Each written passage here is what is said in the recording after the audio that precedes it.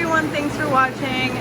If you could hit subscribe or like, that would be appreciated. But I'm just going to show you what I do on a daily basis to clean my inflatable hot tub in my garage. So basically, this is going to be your best friend. I use this probably 20 minutes a day. Every single day. It depends how often you use your hot tub. We use ours pretty frequently, almost every day. So I want to make sure my hot tub's clean. I won't even get in if it's even a little dirty. So you just want to turn on the jets, and you want to, I go through probably about 15 minutes at least to make sure everything's clean.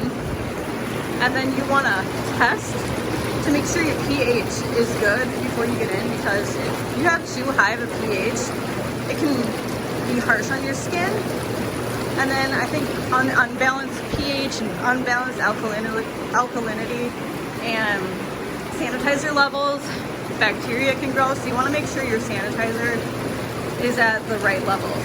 So if you look in this range here, you want to make sure everything's in the okay range. Your total chlorine, bromine, total hardness, free chlorine, total alkalinity, and your pH.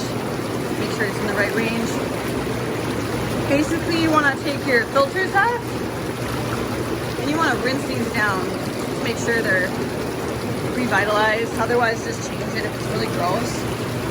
And then these bromine tablets over here,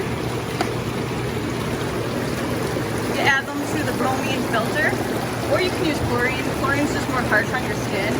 I personally use bromine tablets, and then I use a chlorine shock. So you want to make sure that's always, I think, at least 3 hours a day in your hot tub. We leave ours going constantly to make sure the sanitizer levels are good, so there's no room for bacteria to grow. And then this enhanced shock here, it revitalizes your sanitizer to make your water look clear and sparkling and clean again. It like brings that sanitizer back to life.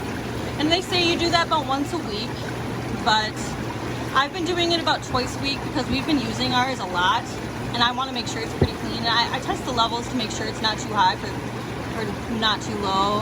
And basically I use these pH decreaser and increaser as needed to make sure my pH levels are right. I haven't had to use my total alkalinity increaser yet because my alkalinity has always been fine.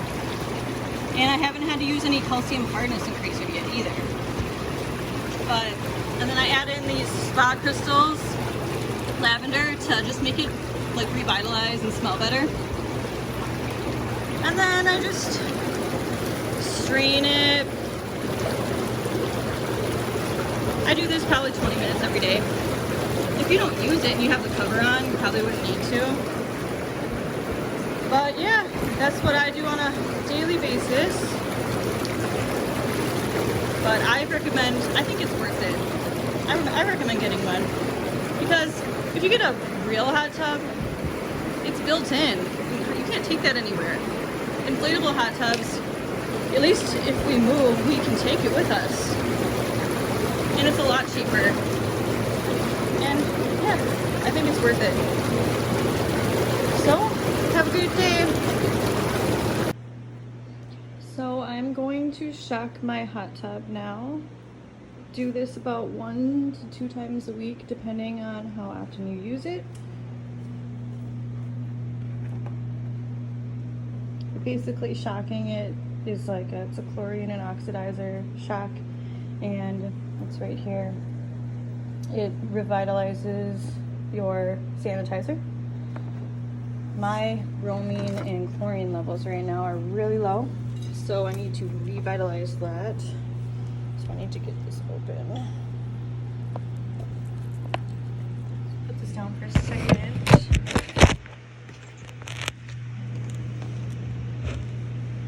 Okay, so for shocking it, this is a capful size, and on the back it tells me, normally I think last time it said to use 3 tablespoons. You want to make sure your pH is balanced first, which I tested it and it's balanced. So I'm gonna just eyeball it. Last time I used a capful and it didn't add enough bromine, so I'm gonna maybe add a capful and a half.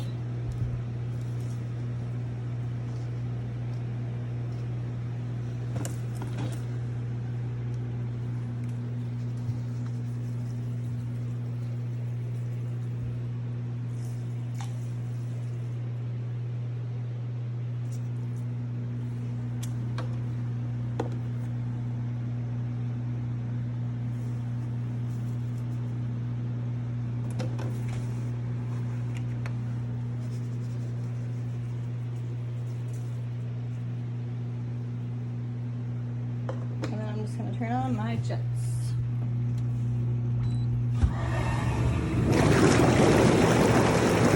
And then you leave it on for about 10-15 minutes and just let it revitalize, and that's how you shop your hot tub 1 to 2 times a week.